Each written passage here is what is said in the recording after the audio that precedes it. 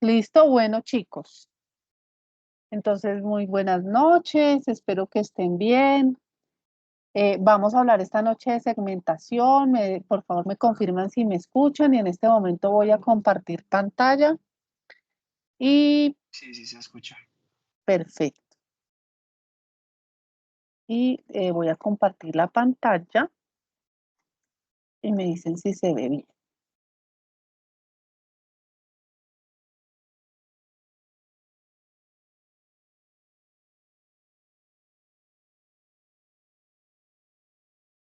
¿Ahí se ve la pantalla? Sí, señora. Se quedó mal aquí, perdón.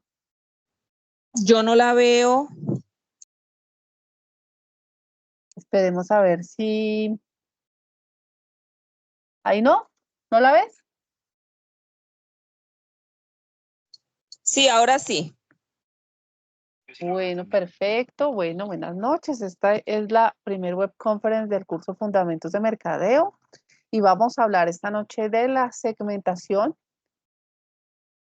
el cual la segmentación es un proceso que, créanme, que es uno de los procesos más importantes, fundamentales y críticos dentro de todo el proceso de marketing. Pero antes de eso les voy a contar que el propósito de esta reunión es que podamos tener un acercamiento y ir aclarando dudas, inquietudes acerca de los conceptos, de las actividades que hay que desarrollar para la fase 2. Sé que ya está, el tiempo va muy avanzado, todavía hay eh, muy pocos aportes, pero bueno, la idea es que con esto que yo les voy a enviar, les voy a compartir la grabación en los foros, ustedes la revisan y si tienen que, y ya digamos el martes, ya les reviso actividad si tienen ya digamos aportes y correcciones a lo que han aportado. ¿Listo? Entonces, vamos a hablar, como les decía, la segmentación de mercado. Esto es un proceso demasiado crítico e importante dentro de todo el proceso de marketing. ¿Por qué? Porque es la determinación en cantidad y cualidades del mercado. Y en ese sentido, si se falla, es tan crítico el proceso que puede llegar hasta que pueda sacar a una organización del mercado. Identificar mal el mercado, cuantificar mal ese mercado puede lograr que el producto no llegue al mercado correcto, a los realmente potenciales consumidores o usuarios del producto, pero no solo eso, sino que además, por ejemplo, si no se determina bien la ubicación del mercado, la cantidad, el potencial, cuando hagamos proyecciones de producción del producto, de ventas, podemos equivocarnos por arriba o por abajo, es decir, podemos hacer muchas unidades y entonces sobreestoqueamos el mercado y resulta que no tenemos una demanda suficiente, entonces pues que hay un lucro cesante allí o resulta que lanzamos el producto al mercado y no hay cantidades suficientes, entonces los consumidores al no encontrar el producto pues se van a la competencia o simplemente sienten que, pues, que no, que se van hacia otro lado, que la marca no cumplió, no satisfajo sus expectativas. Entonces, pues obviamente, por uno u otro lado, pues el efecto negativo queda en la organización. Por eso es que es muy importante este proceso. Este proceso en todo el tema de marketing, en toda la disciplina de marketing es fundamental, ¿sí? Pero no solamente en cuanto a la disciplina, digamos, en la parte ya como teórica, sino también inclusive en todo el proceso que hagamos en marketing digital.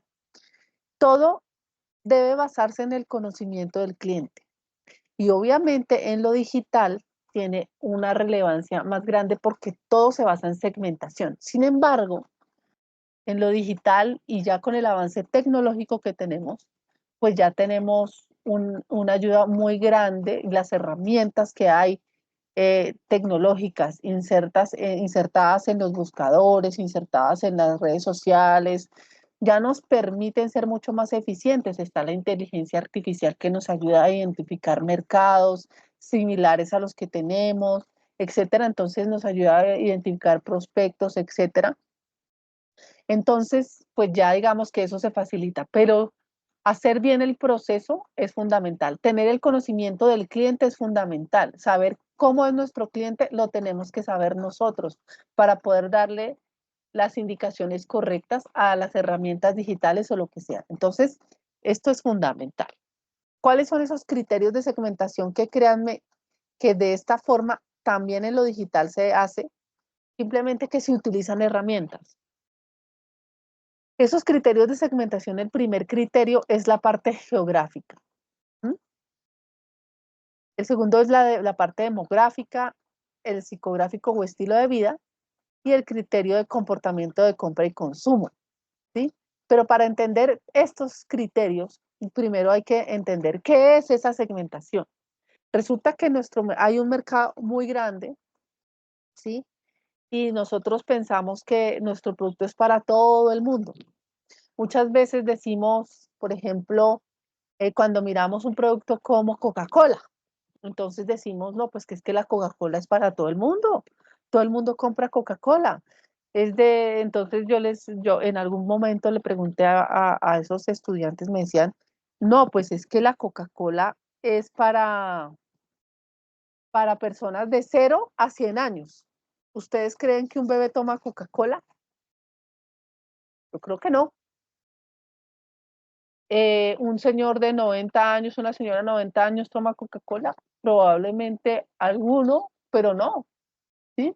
Entonces, a partir de ahí, pues no es para todo el mundo. Sin embargo, hay que identificar ese mercado y dividirlo para que, por ejemplo, si bien es cierto, en rangos de edades la Coca-Cola es para un rango muy amplio de personas, ¿cierto? Lo que hay que dividir es en segmentos homogéneos. ¿Es homogéneos en qué? En los criterios geográficos, demográficos, psicográficos y de comportamiento de compra y consumo, ¿sí? Deben ser homogéneos ¿para qué? Para que cuando el producto se lance al mercado, pues obviamente poderse comunicar y generar estrategias que cubran las necesidades de todos ellos de manera homogénea. Pero si hay un mercado tan dispar, pues lo que tú hagas le puede servir a unos, pero no a otros. Entonces, muchas veces una compañía como Coca-Cola lo que hace es que genera estrategias para sus distintos segmentos. Puede ser segmentos diferentes para un solo producto o segmentos diferentes para productos diferentes dentro de una compañía. Siempre hay que dividir el mercado, dividirlo en cuanto a sus características y su tamaño y obviamente poderlo cuantificar. Esto es muy importante. ¿Mm? No solamente es determinar esas características, sino en determinado momento, al final de este proceso, hay que cuantificar ese mercado, porque eso es lo que me va a dar, como les decía, toda la posibilidad de hacer esas proyecciones, ¿sí? Tanto financieras como de la parte operativa, para poder llegar y llevar ese producto de manera correcta, ¿sí? Al mercado, ¿sí? De manera eficiente al mercado. ¿Listo? Entonces, ¿hasta ahí me van siguiendo? Sí, señora. Chicos, ¿me escuchan? Sí, sí, profe, ¿me escuchas? Listo. Sí, señora, se le escucha. Bueno, perfecto. Entonces, cuando hablamos de los criterios geográficos, demográficos, psicográficos y conductuales, ¿sí? Podemos entender que la parte geográfica es específicamente dónde está ubicado el mercado. Y podemos tener en un mercado, en un país, por ejemplo, distintos mercados, ¿sí? Diferentes. En una ciudad, diferentes mercados, ¿sí? Diferentes segmentos de mercado. ¿Mm?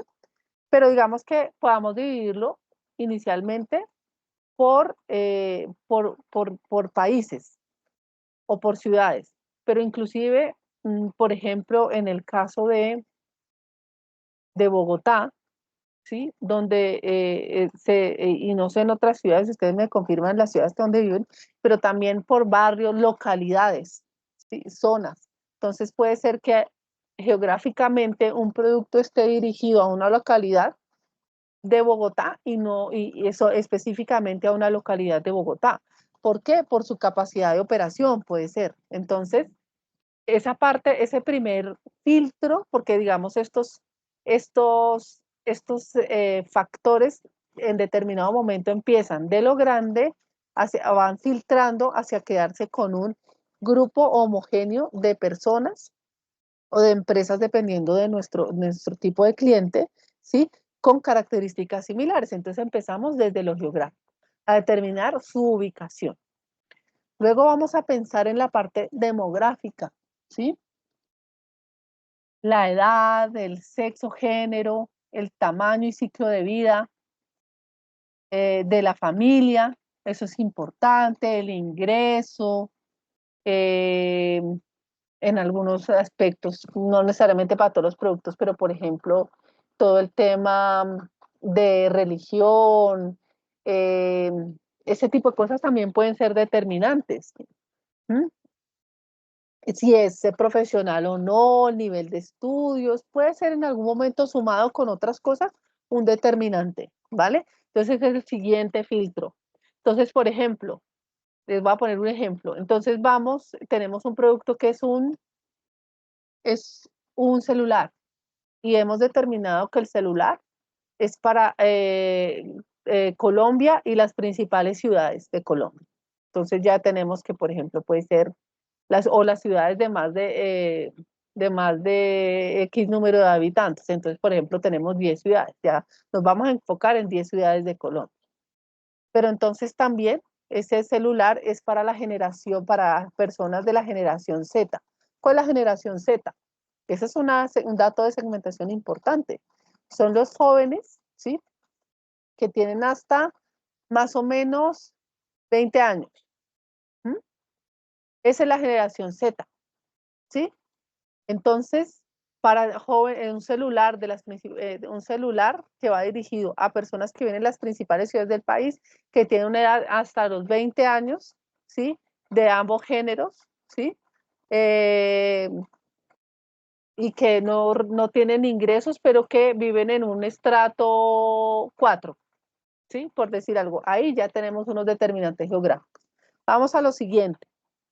Entonces, aquí ya viene la parte psicográfica. ¿Mm? Todo el tema de estilo de vida, de los hobbies. Entonces, por ejemplo, un hobby importante que también es que sean creadores de contenido o que consuman contenido todos los días, que estén activos en redes sociales y generen contenido. Además, que les guste jugar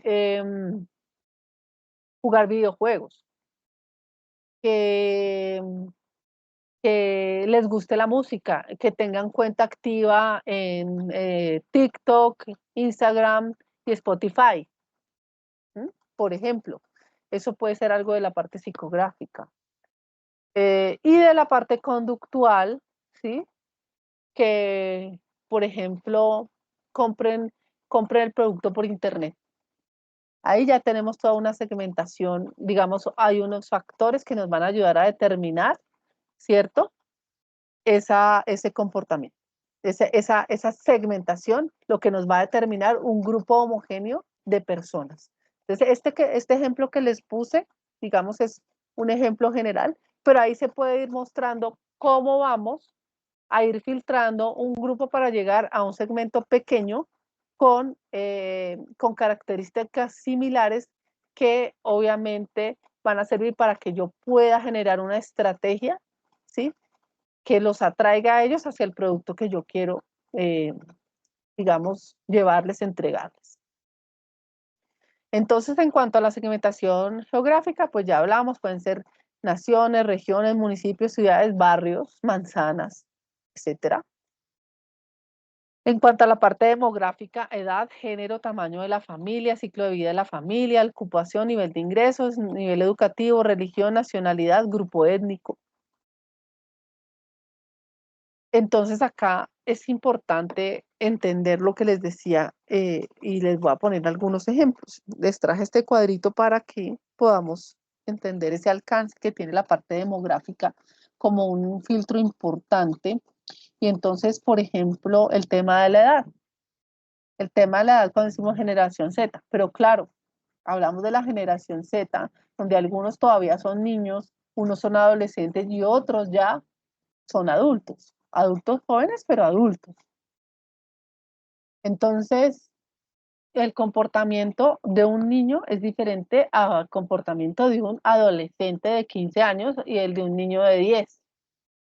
¿Sí? Sabemos que el comportamiento, los gustos, todos son distintos, tienen algunas cosas en común, pero la forma en la que me voy a comunicar con ellos, seguramente si voy a generar una estrategia de influencer, pues seguramente va a ser diferente, porque a algunos les gustan un tipo de influencers, un tipo de música, y a los otros ya eso ya no les gusta, eso ya pasó, ya es para niños.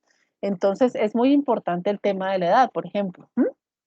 Entre niños y adolescentes hay una brecha muy importante. Y entre la adolescencia, la preadolescencia y la adolescencia tardía, y de igual manera. Entonces, por ejemplo, el tema de la edad es un determinante importante, que no quiere decir que sea definitivo, porque también podemos ver que hay niños de la misma edad o jóvenes de la misma edad que tienen comportamientos y gustos muy diferentes. Lo podemos ver en la ropa, lo podemos ver en la música, lo podemos ver en el tipo de contenido que consumen, puede ser. Entonces, cambia. Les voy a dar un ejemplo. En algún momento yo trabajé como apoyar emprendimientos en el SENA.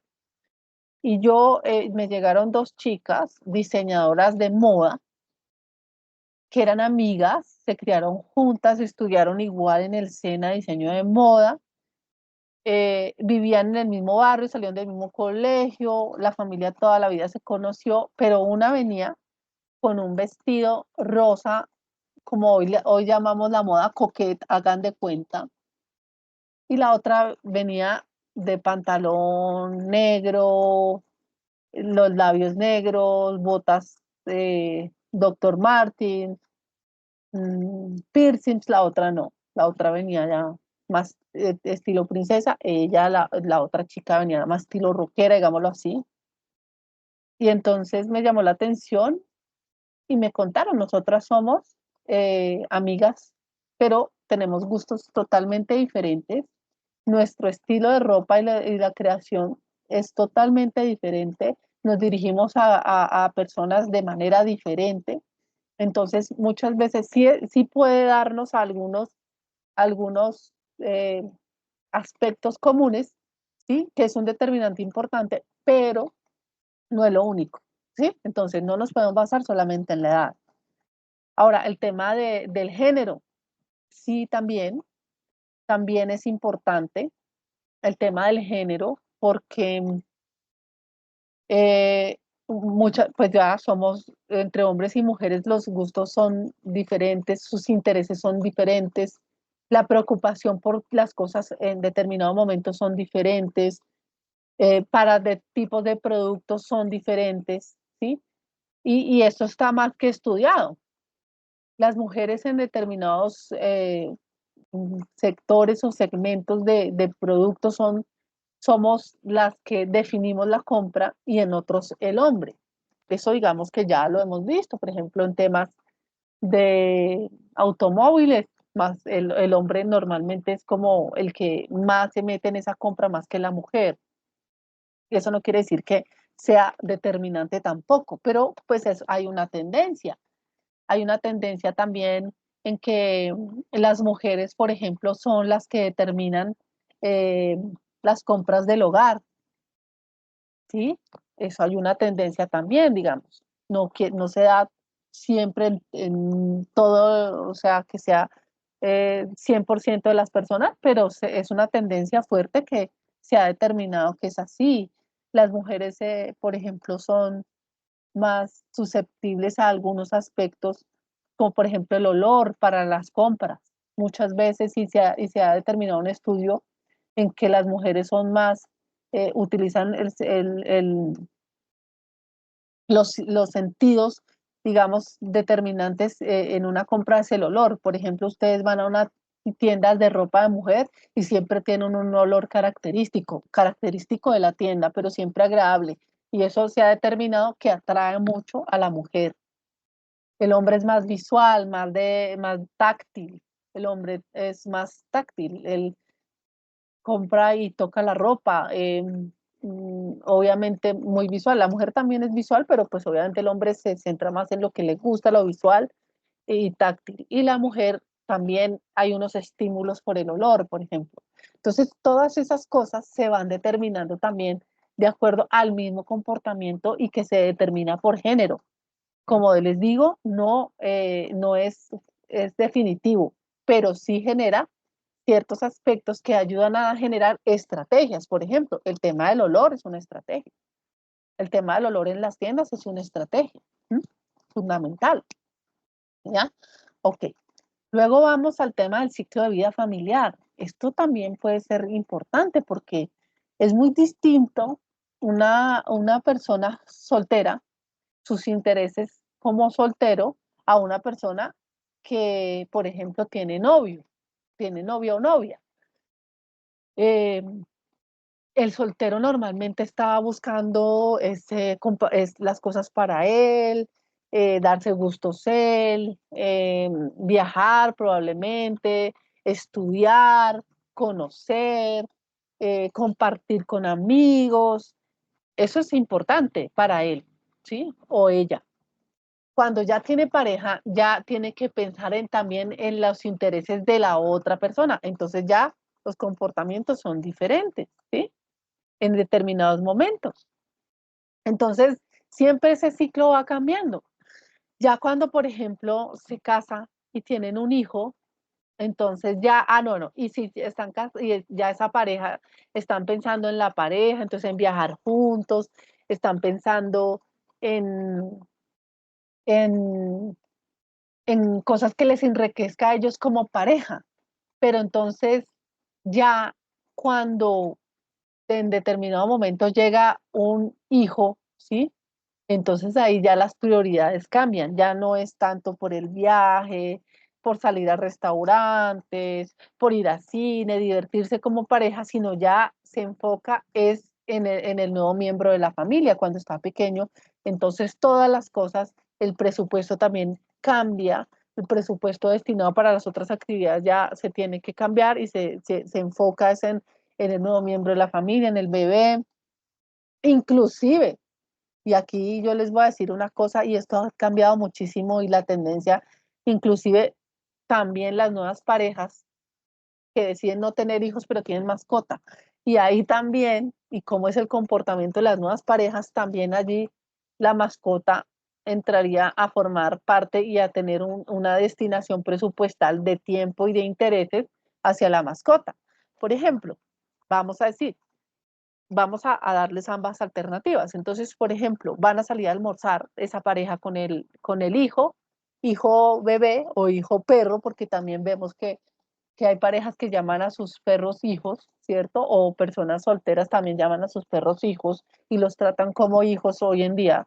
Entonces, eh, ¿qué pasa? Van a comer, necesitan ir a un sitio donde, por ejemplo, haya un parquecito para que puedan llevar al bebé. ¿Sí? Que pueda ser, que pueda estar, o que puedan llevar al bebé, o que haya espacio para el carrito, donde de pronto haya, pues, bueno, una guardería, comida especial para el bebé también, que haya menú infantil, bueno, etcétera.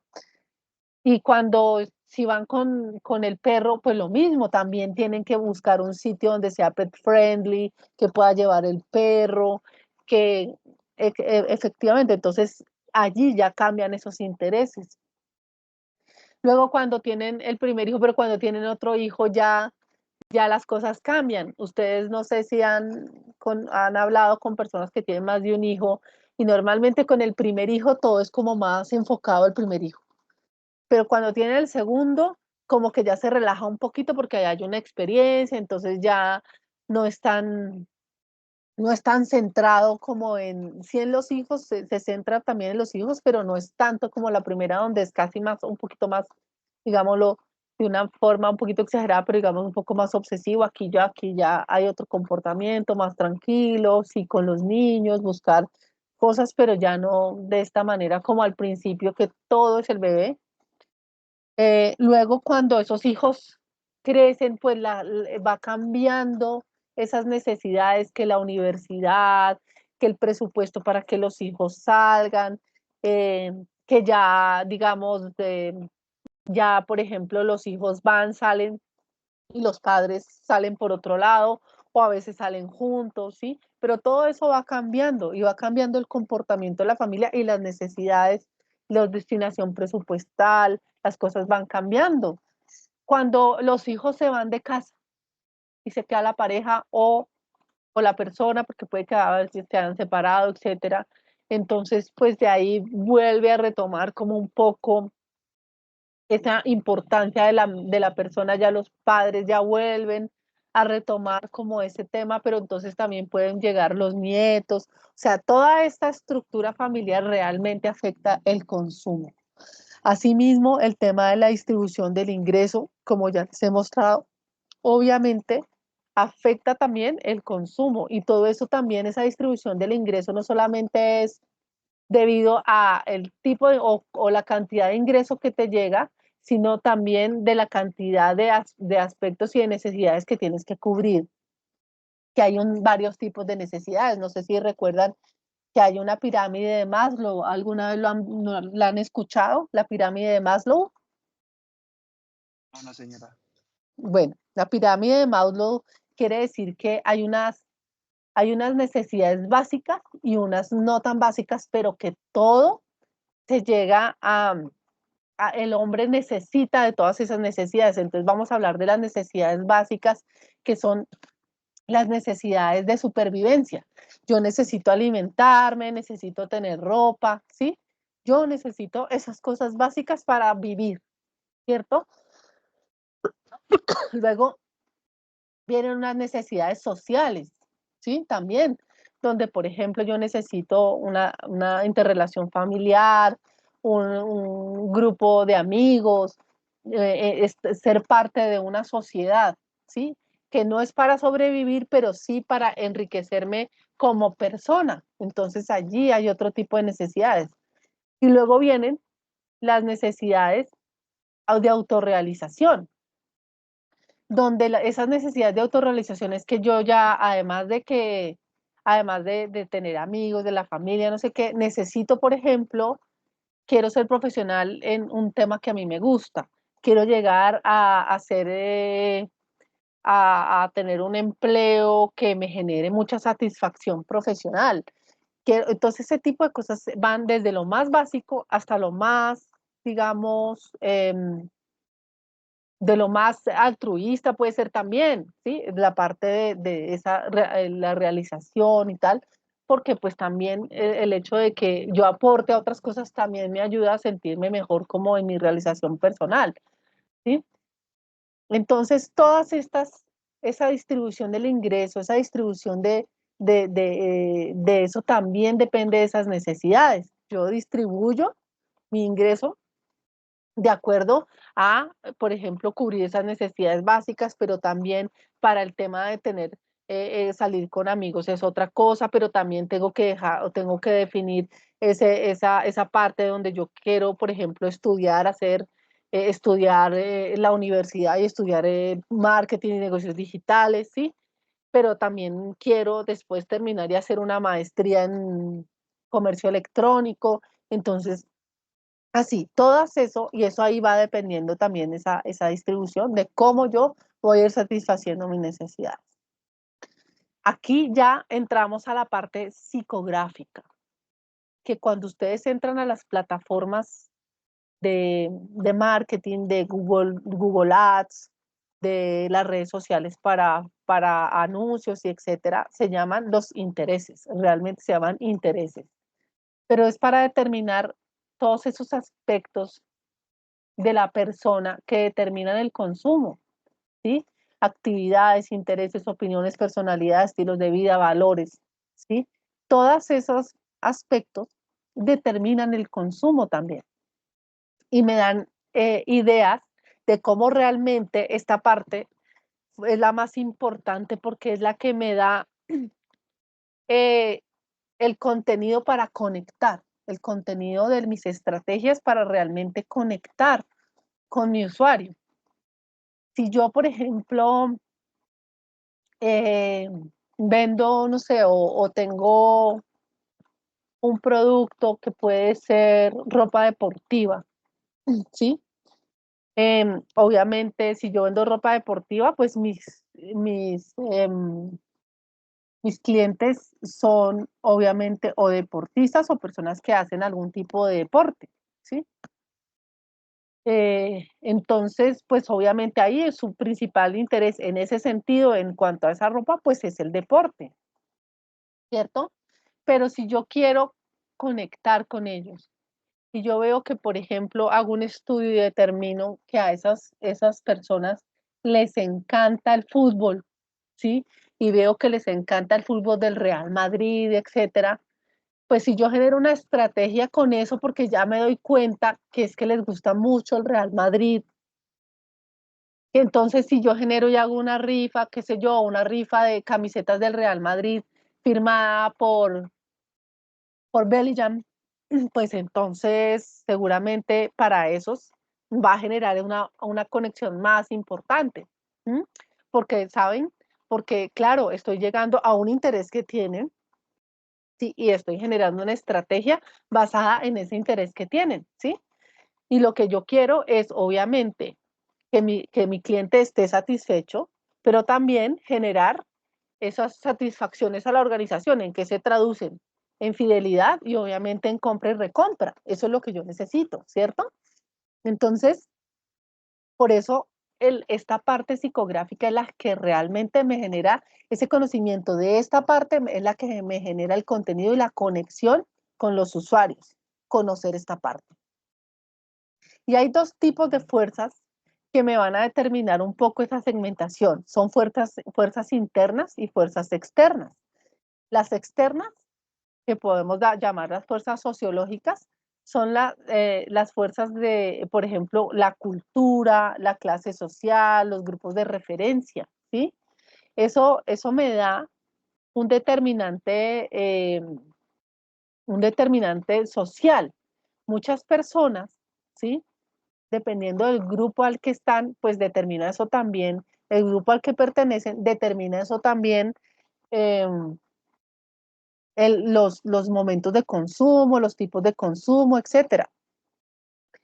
Si yo estoy en un grupo de la oficina donde todo el mundo le encanta ir a hacer deporte y todo el mundo, pues seguramente en algún determinado momento puede que a mí me llegue a interesar un poco el deporte o que, bueno, generar algunos intereses. Que yo tengo todos mis amigos y les gusta ir a jugar fútbol los viernes por la noche, pues seguramente empiezo yo a contagiarme de ese tipo de cosas, me puede llegar a gustar. El tema de la familia determina muchísimo lo que uno consume y les voy a dar un ejemplo de mi persona. Desde que yo tengo conciencia, y no les voy a decir cuántos años tengo, pero hartos, eh, en mi casa siempre ha habido Colgate, en mi casa como crema dental Colgate para siempre. Siempre hubo y yo repito eso que yo veía en mi casa, ¿sí? ¿Por qué? Porque digamos que eso viene como de influencia familiar, ¿sí? Que, que, a, que a mí me gusta el Colgate. ¿Por qué? Porque yo siempre lo he visto y es la crema dental que yo siempre he comprado porque veía que mi mamá la compraba, que mi abuela la compraba, que mis tías la compraban, entonces pues como que eso también influye. Pero vamos a otro ejemplo. Hay familias enteras de gente que son artistas de la música. ¿Por qué? Porque eso viene como una influencia familiar, deportistas, etcétera. Entonces, eso viene así. O que en la familia todos son hinchas de millonarios, ¿sí? ¿Por qué? Porque es como algo, un comportamiento predeterminado un poco familiar. Eso no quiere decir que se dé siempre, para todo, pero sí hay una influencia muy importante de esos grupos de referencia.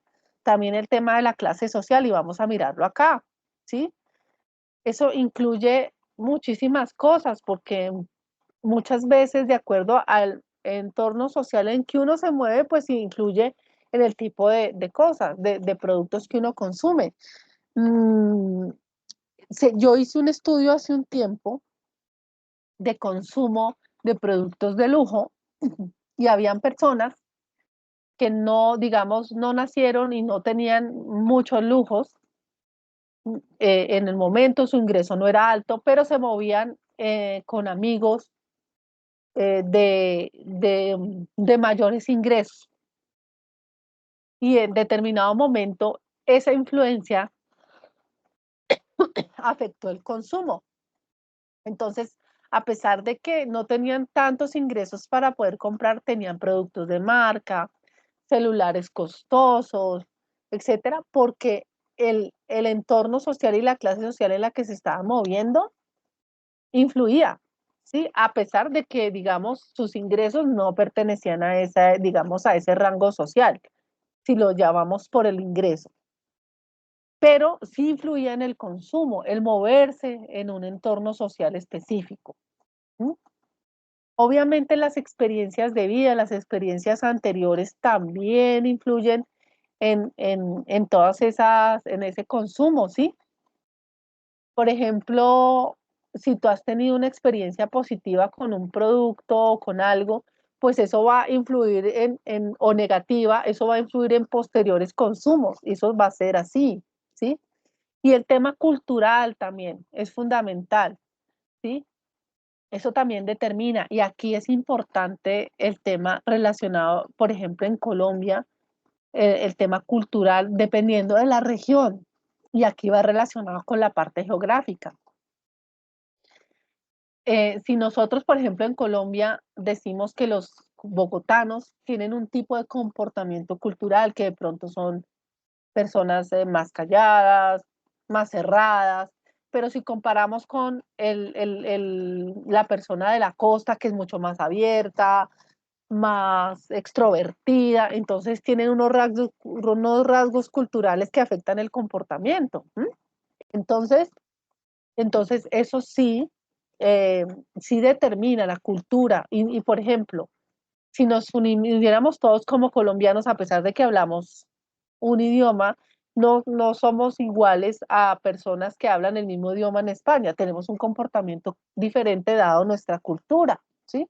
Entonces la cultura es un determinante importante para el consumo. ¿Mm?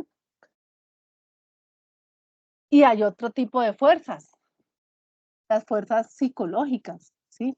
Que son la personalidad, el estilo de vida, los valores, las actitudes, esas experiencias de aprendizaje y las creencias. Todo este tipo de cosas son los que forman nuestra personalidad. ¿Mm? Y pues obviamente todo esto afecta el consumo, ¿sí? Por ejemplo, los valores que nosotros tenemos nos van a determinar el consumo. Entonces, si nosotros tenemos, por decir algo, somos personas criadas como católicos o cristianos, entonces seguramente eso va a determinar que nosotros no vayamos a casinos a apostar. Es un ejemplo. Y puede ser, ¿sí? Entonces, por ejemplo, esta parte de los valores, pues va a afectar, o sea, esos determinantes de ese consumo a determinados productos, ¿sí? Por ejemplo, hay personas que rechazan, por ejemplo, las cirugías cosméticas, porque les parece que de acuerdo a eso, pues, de acuerdo a esos valores cristianos o otro tipo de valores, consideran que eso es superficial. Entonces, por ejemplo, no, rechazarían ese tipo de cosas, ¿sí? Eh, las actitudes también determinan, ¿sí? Esos, esas acciones de compra también, ¿sí? Porque son respuestas, digamos, emocionales y también del pensamiento que nos van a determinar esa compra, ¿sí?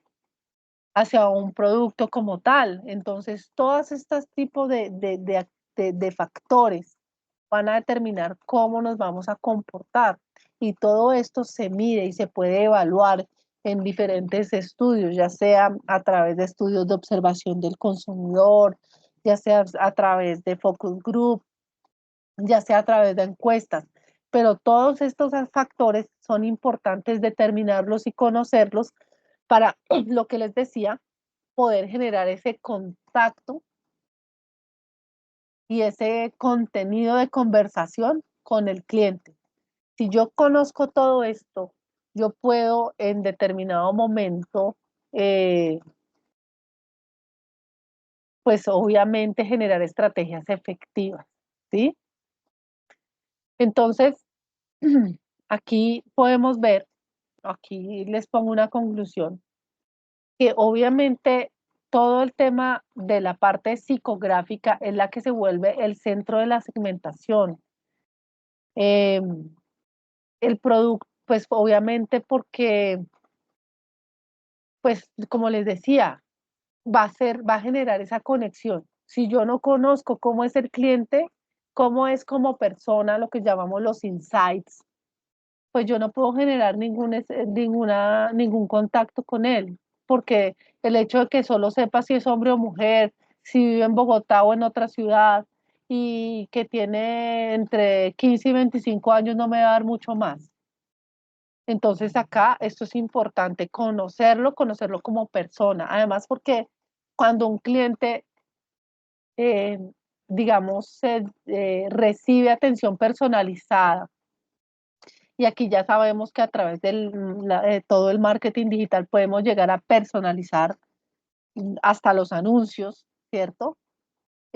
Pues allí ya, pues obviamente el cliente va a sentir una cierta afinidad por la marca. Entonces, por eso es muy importante esta parte. Es fundamental dentro de toda la parte de la segmentación. Y hay una última, que es la segmentación conductual. Perdón, aquí me pasé. Que es la parte que es la parte de determinar todos esos comportamientos de compra y consumo, qué compra, cómo compra, cada cuánto, en dónde, ¿sí? ¿Qué es lo que más le importa en el momento de comprar? Si el precio, si la ubicación del producto, si la calidad, si el empaque, si la marca, ¿sí? Si que el vendedor lo atienda bien. Todos esos aspectos determinan mucho la compra también. Que digamos, si hay otros productos complementarios que el cliente buscaría, pues le podría determinar la compra. Y ahí, por ejemplo, ustedes ven que van a un supermercado o inclusive en Amazon, ustedes entran a Amazon también y encuentran que hay un producto, que ustedes buscan un producto. Entonces ustedes buscan, por ejemplo, eh, no sé, unos, unos audífonos Bluetooth. Y resulta que después lo van a comprar, pero entonces después casualmente les aparece, por ejemplo, un trípode para el celular o un protector para, no sé, para el celular, alguna cosa. ¿Mm? ¿Por qué? Porque puede ser un producto complementario que lo ayude al cliente a decir, oiga, chévere, me gusta esto, no lo había visto, me parece chévere, me quedan los dos a buen precio y impulsa el uno impulsa la compra del otro. ¿Mm? Entonces puede ser importante, pero también determinar, por ejemplo, todos esos productos sustitutos, ¿sí? Si yo estoy buscando unos audífonos Bluetooth, pero no encontré, de pronto puedo cambiarlos por unos de cable dependiendo del diseño, por ejemplo, ¿sí? Entonces, ¿qué me reemplazaría un producto por otro? Y aquí obviamente tiene una relevancia el identificar el tema de la competencia. ¿Sí? ¿Qué producto o qué competidor es el que me reemplazaría o sustituiría mi producto?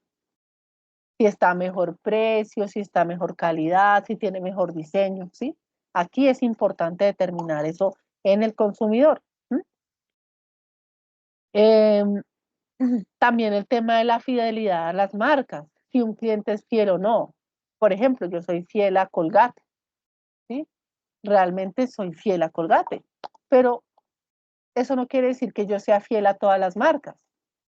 Muchas veces no, porque para mí hay marcas que sí determinan mi fidelidad, que para mí es importante ser fiel a esas marcas, como el shampoo, el maquillaje, cosas que para mí son importantes, las cremas, temas de mi cuidado personal, para mí, y lo hablo con mi experiencia, es importante y soy fiel a esas marcas. Sin embargo, hay otras marcas a las que no me interesa la fidelidad porque no siento, yo como consumidora, y no quiere decir que me le pase a todo el mundo, pero yo siento que no me da un diferencial importante. Por ejemplo, eh, unas arepas, unas arepas.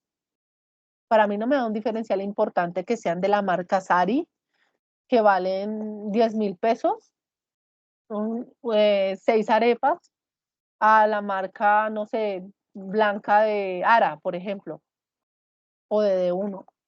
Realmente yo no le encuentro un diferencial en el mismo tipo de arepas que vende el uno al otro, cuando uno vale en 3.000, el otro 10.000.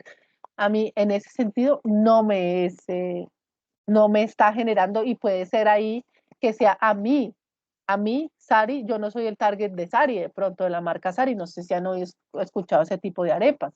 Para mí, no, pero yo, porque tengo unas características de consumidor que a lo mejor no soy el consumidor objetivo de Sari, ¿m? Pero para mí no tiene esa importancia. Sin embargo, por ejemplo, productos lácteos, a mí me gusta mucho Alpina, a pesar de que es el más caro del mercado. Pero me gusta mucho y siento que el valor agregado que me da, sí, ellos innovan en productos, me gustan sus sabores, su calidad siempre está ahí, pero yo estaría dispuesta a pagar un poco más por Alpina, ¿m? Porque yo siento que Alpina sí me genera valor. Entonces ahí sí sería fiel a las marcas, pero eso no quiere decir que yo sea fiel a todas las marcas, sino que dependiendo de la conexión que yo establezca con la marca y que yo identifique que la marca me ofrece valor. ¿Sí? Entonces, chicos, esto es muy importante y no son excluyentes, se suman. Estos factores se deben ir sumando como filtro para llegar a un grupo específico de consumidores, ¿sí? Con unas características muy definidas, un tamaño definido, ¿sí? Que me dé eh, que me dé la posibilidad de que yo pueda implementar estrategias de manera efectiva y eficiente con los recursos que yo estoy estableciendo para a este plan que yo voy a hacer con este segmento de clientes. ¿Mm?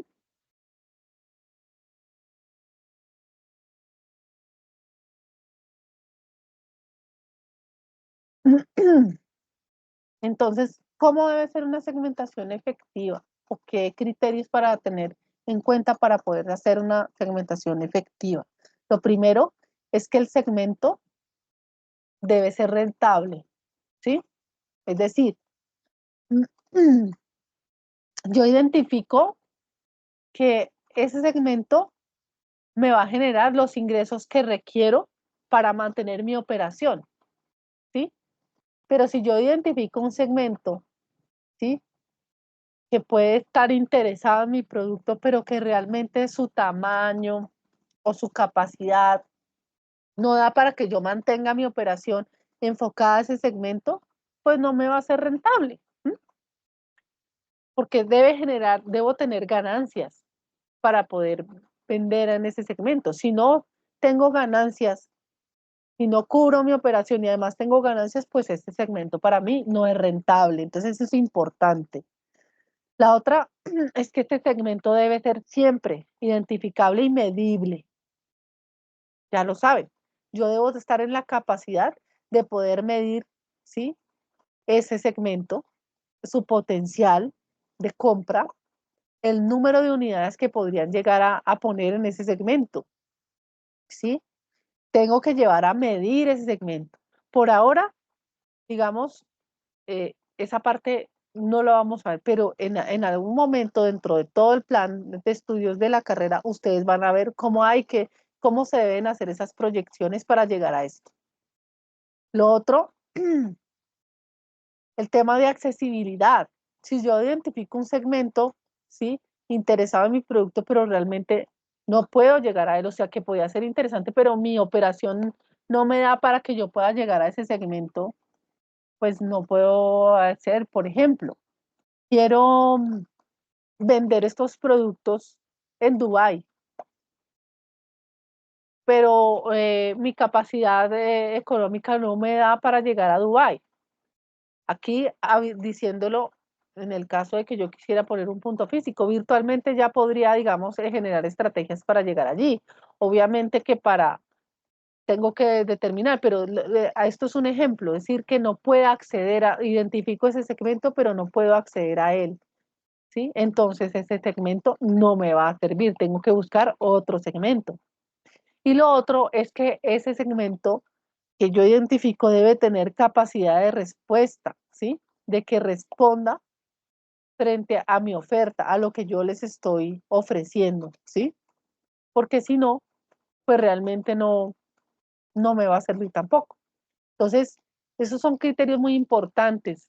Cuando yo hago toda mi segmentación, tener realmente eh, un segmento que responda, que sea suficientemente rentable para que mi operación se dé y yo tenga ganancias y ese segmento además sienta que está satisfaciendo una necesidad y que mi marca, le estoy dando valor, le estoy ofreciendo valor.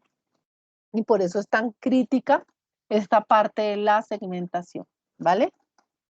Entonces, chicos, hasta aquí es como la explicación del proceso de segmentación.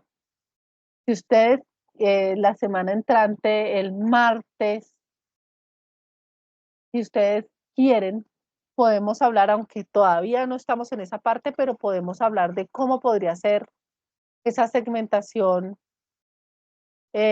también en la parte digital. ¿Listo? Entonces, no sé si tienen dudas hasta acá, quieren algún comentario, alguna cosa que quieran aclarar. Pues, No, profesora, profe, para mí quedó de hecho, claro. yo ya subí los trabajos y todo. Ah, ya lo subiste, listo, Sí, listo, señora.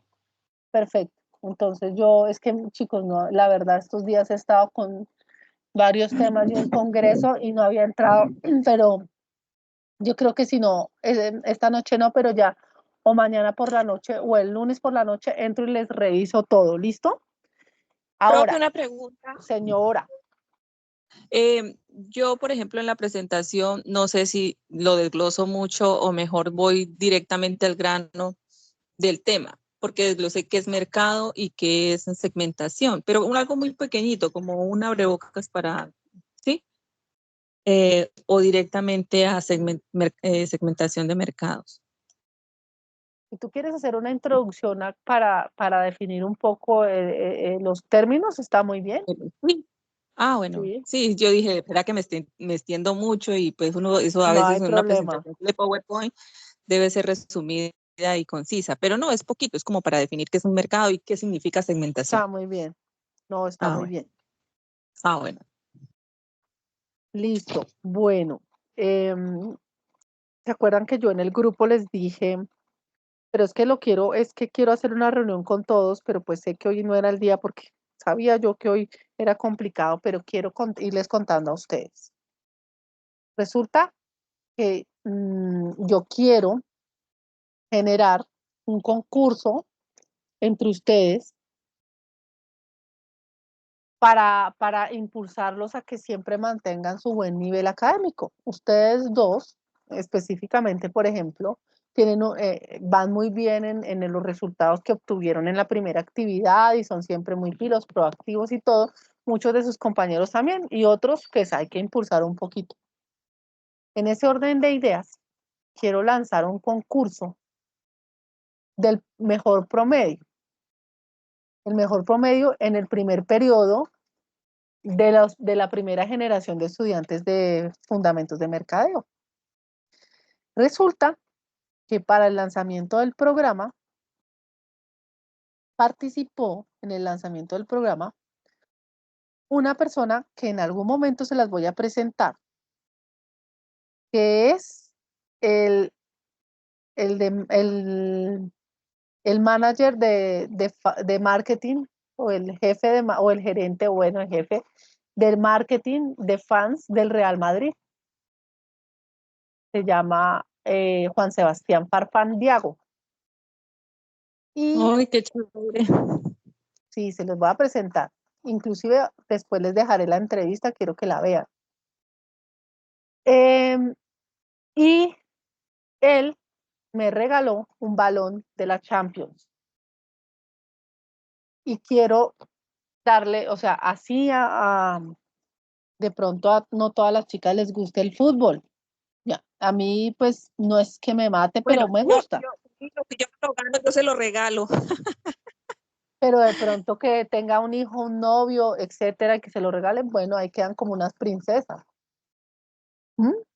Entonces, quiero rifar, o no rifar, no es rifar. Quiero premiar el mejor promedio del primer periodo. Y ustedes van a ser los primeros en saber ese tema, en saberlo, Pero en nivel de fundamentos o en general. en general. O sea, tú tienes acceso a todas las Claro, materias. yo soy como la los líder del puntados. programa. Ajá. Ok. Yo puedo ver el historial de todos y de ahí determinar el mejor promedio. Y uno va a hacer, y lo vamos a hacer público y lo revisamos entre todos para que se vea si hay alguna, digamos, que hay que hay un empate, pues vemos a ver cómo hacemos la metodología para el desempate. ¿Listo? ¿Les parece? ¿Les Listo. gusta? ¿Les Sí, motiva? señora. Sí, está bien. Súper, súper, bueno, me gusta eso. Porque además yo sé que ustedes son muy pilos. Y sé que eso les va a gustar y les va a motivar además. Sí, claro, Súper. profe. Listo, entonces para que se pongan bien pilos a todos los cursos, igual lo voy a lanzar y se los voy a crear como una pieza gráfica y se las voy a lanzar a cada uno de ustedes. O sea, se las voy a mandar a todos para que todos sepan. Pero como ustedes asistieron a la primera web, pues van a ser los primeros en saberlo y pues obviamente en ponerse las pilas para lograr. Pues igual siempre se las están poniendo, pero pues igual se los cuento de primera. ¿Listo? Listo, profe, gracias. Excelente. Bueno, chicos, entonces estaremos atentos, estaré revisándoles el material, lo que han subido, como les digo, mañana en la noche o el lunes en la noche. ¿Listo? Listo, profe. Listo, sí, señora, yo esta noche lo subo. Bueno, chicos, vale. Entonces les mando un abrazo, espero que estén Gracias, profe. súper bien y seguimos hablando, ¿vale? Se me cuidan Bueno, mucho. Listo, profe, gracias. Bueno, un abracito. Gracias, chao. Bueno, chao.